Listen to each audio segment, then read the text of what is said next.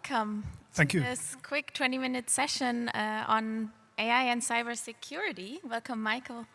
Thank you for having me. Berlin. I'm Lina Rusch. For those who don't know me, I edit a digital and AI policy briefing at Tagesspiegel. You, Michal, you've been researching AI academically for over 20 years. You founded and invested in AI and cybersecurity startups. And you've been CTO first of Avast and then NortonLifeLock, as well as most recently of Gen as a whole. You've merged these companies. Yeah, digital security company with several consumer brands for personal cybersecurity, privacy, and identity protection. Headquartered in Arizona and the Czech Republic. That's where you come from today. Let's get to our topic. We've, in recent months, seen this really mind-boggling potential of new AI tools readily available at our fingertips, generating text, images, video, and all based on user input and large language models. While that's great for our productivity here, I think that's also why there's this renewed enthusiasm in the tech scene. It also poses some important questions for the future of our security online. There are basically no entry barriers to these tools, also for the bad guys, so to say. So, from a security point of view, has this recent wave of generative AI been good news or bad news? It's been an exciting news. I guess kind of most of us scientists, researchers, technologists are really excited to see what is going to be the profound change in the way how we do business, the way how we work, the way how the society is organized. So it's big. It's also an evidence of the fact that AI capabilities are developing exponentially, which means that the kind of last year was much faster and bigger in impact and development than the years before. But the truth is that the major change that we see is AI becoming a consumer proposition. Until last year, everybody saw AI under the hood of the applications and the systems that we were using, and phones and cars and refrigerators, everything. But since last year, everybody can touch and see and communicate with AI. AI is becoming a consumer proposition. And that implies that the security aspects, privacy aspects, safety aspects of AI needs to be taken with the care of consumer software products. And this is why companies like Gen, who is a leader in consumer cybersecurity, is there for the users to kind of figure out what the future threats of AI are going to be in this context of highly consumerized artificial intelligence. And what are those threats? What is your research showing? So there are a couple of existing threats and several new threats. Majority of debaters and academics, when you talk about AI safety, refer to preventing extension from AI. For me, AI safety is something much more real and concrete, and these are the current and immediate threats that AI represents to people. And there are several of them. One is weaponizing the attackers. The attackers that are attacking our devices and our identities online are using AI, and with the new wave of AI, their attacks are more impactful, more efficient, and so there is kind of more thinking that the defenders need to do to be able to protect people against weaponized cybersecurity attackers. That's one group, and it's big. There is the other group, which is AI detection, AI classification. Users may or may not be interested in the future whether the content they're consuming has been man-made or AI-made, or to which extent AI contributed into editing, improving, beautifying the content that the users are seeing. Even though there is a regulation that mandates labeling AI, not always is going to be possible. So that's why a technology that helps users to see whether they interact with AI and to which extent, it's one kind of new raising AI safety problem. But there is the AI recognition 2.0, which is being able to identify what was the intent of the creator who sent me a message, scam a message, an article, a blog. What did they wanted to tell me? What was their intention? In technology, we call this prompt reverse engineering, to be able to learn and predict what the prompt has been there to drive this content. That's a new AI safety problem. And there's a third category of AI safety problems, which is recommendation. Recommendation have been big AI safety problem even before generative AI, kind of for users to really understand how the algorithms that are living online are driving our choices, our behavior online, our shopping, our social interaction. So the recommendation have always been an AI safety problem. And with a generative AI, where we are starting to interact with AI-powered chatbots, the attempts of companies in the Silicon Valley to make those personalized, like the company Inflection AI, started by Mustafa Sloman and Hoffman Reed, they wanted to build a personalized chatbots. To me, it's a new AI safety threat. We need to understand the recommendation. So that's also the topic of our talk. Are humans the weakest links? What you're describing is moving towards manipulation of us, and yeah, that's really worrying. Yes, we see this firsthand because we are protecting 500 million of users online. We are the biggest consumer cybersecurity firm, and in the user landscape, we are seeing changes. What the attackers are doing. In the past, attackers used to attack mainly devices and operating systems and software and exploiting the vulnerabilities that have been there, right?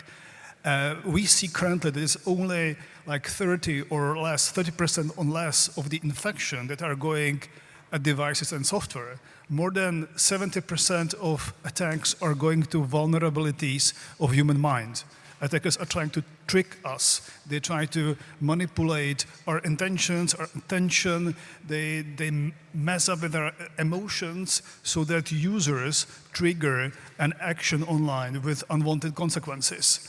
So this is a major threat change that we've been seeing in the last couple of years. And AI is fueling all of these creativity with these new methods of spreading disinformation and new methods of doing phishing. There's a whole new art of prompt engineering. And how do you, as a tech manager, maybe make sure that your teams are up to speed with these methods and are actually one step ahead?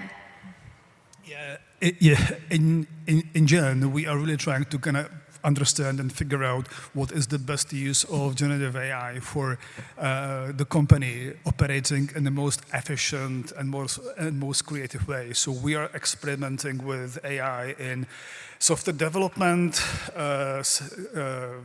GitHub Copilot and similar technologies, with AI in marketing, and but mostly with the proper use of artificial intelligence in cybersecurity and cyber defense. That's been our bread and butter.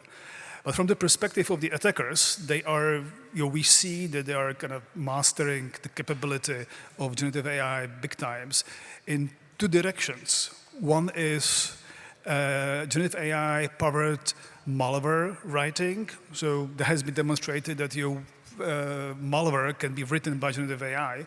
But more importantly, generative AI for the purpose of writing good quality scam attacks, phishing attacks, social engineering attacks.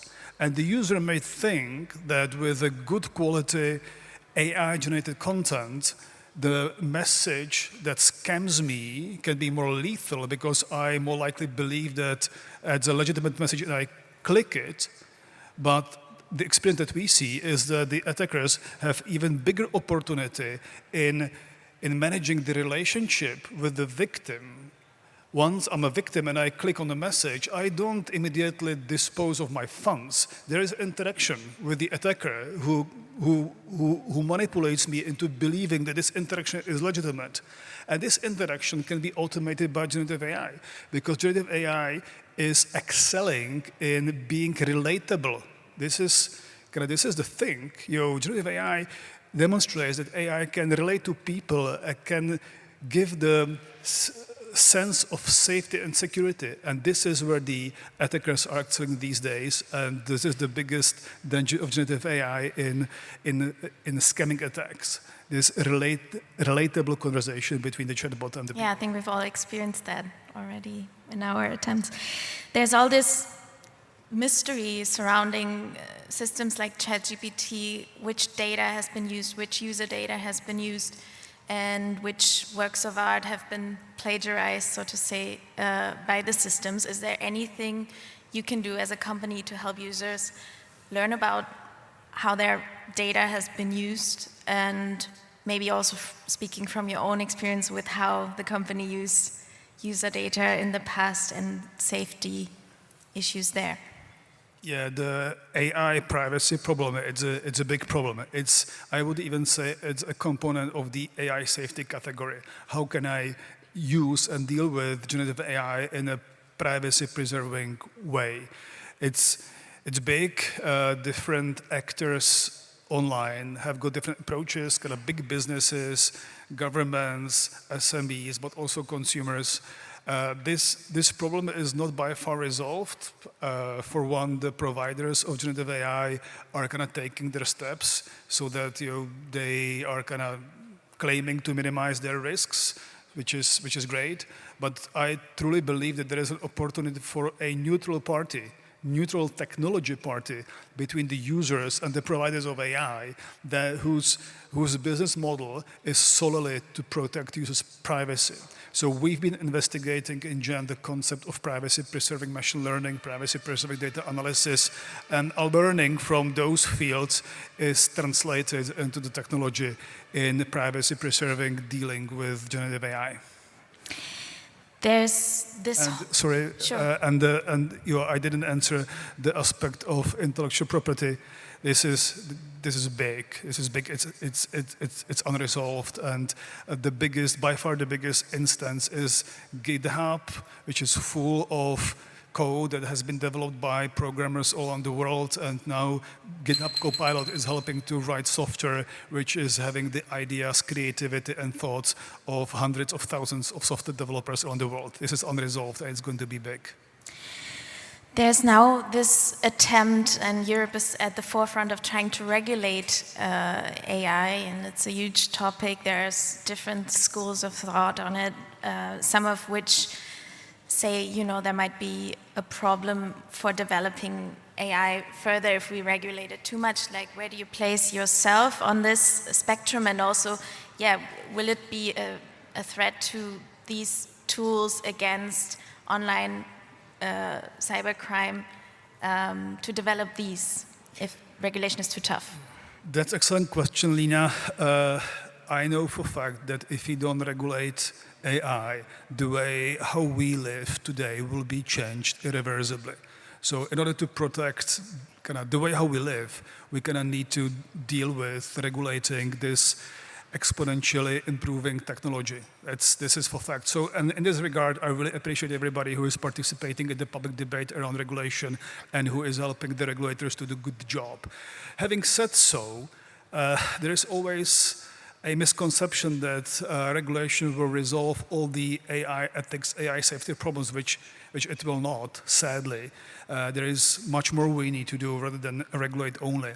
With the regulation, we are always running into the risks of regulating way too much, so that we will be regulating innovation away from Europe, and at the same time regulating way too little, so we wouldn't be truly able to protect the users against whatever bad can happen from AI. So there is no kind of middle ground. This is really difficult to find the space how to draft the bills. Also, there is a problem that the regulation would harm even more small and medium businesses as opposed to big tech, who can figure their way around the regulation pieces. So my recommendation would be really to first cooperate. Cooperation in AI regulation is absolutely critical. If we compete in this field with the United States, we just would lose on innovation, and we would never be able to catch up, us in Europe. So the collaboration with the US, I think it's extremely important. And second, spend good amount of regulation effort not only on the problems that we are foreseeing, but also on problems that are here today in the context of AI.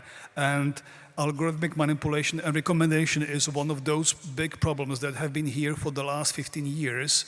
And I would recommend regulators to pay proper attention also to existing AI problems. Thank you.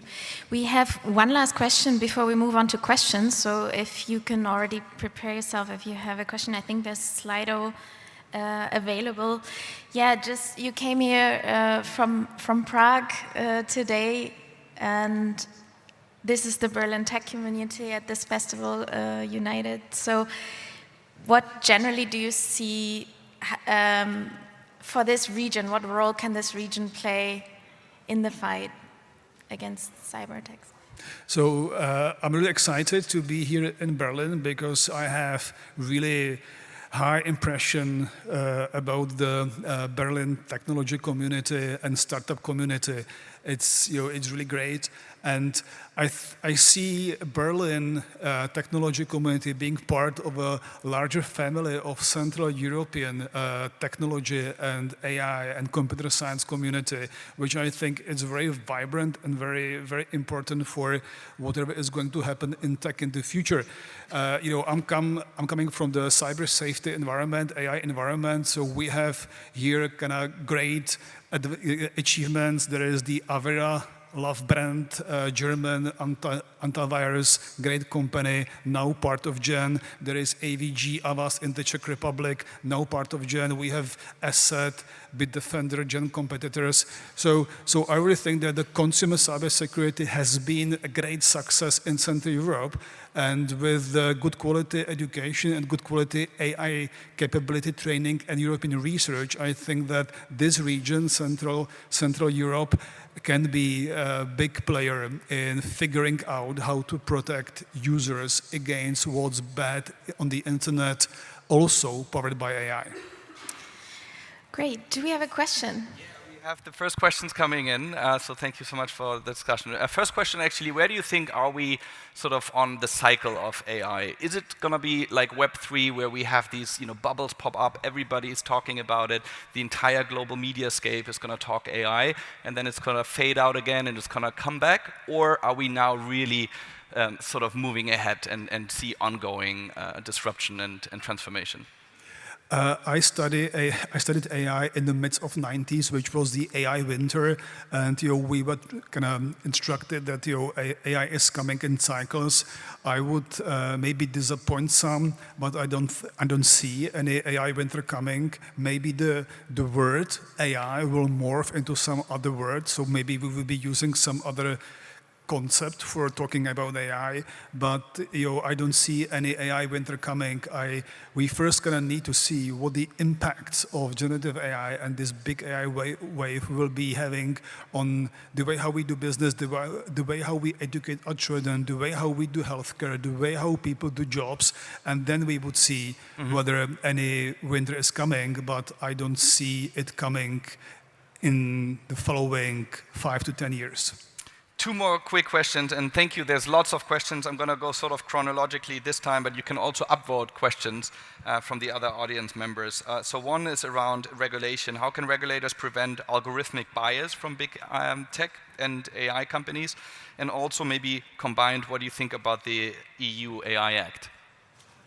So my perspective is that there is a number of ways how the regulators can help, but my kind of professional focus is on AI explainability and AI transparency.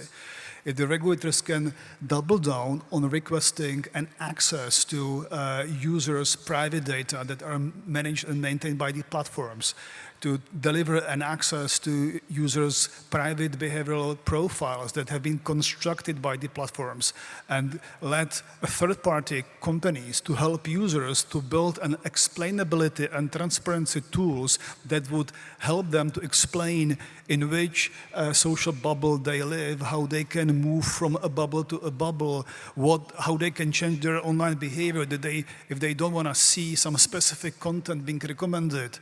This is the role of regulators, and they should help to create the new technology ecosystem for companies who would be willing to protect users against malpractice of big tech when it comes to AI and recommendation. How often do you use AI per week, per hour? Like, what's your average? So I'm using AI always, mainly in using my phone and writing messages and text, because I'm using this push keyboard with a finger keyboard that learn perfectly well to write what is on my mind only by a simple stroke of a thumb. I find this really exciting.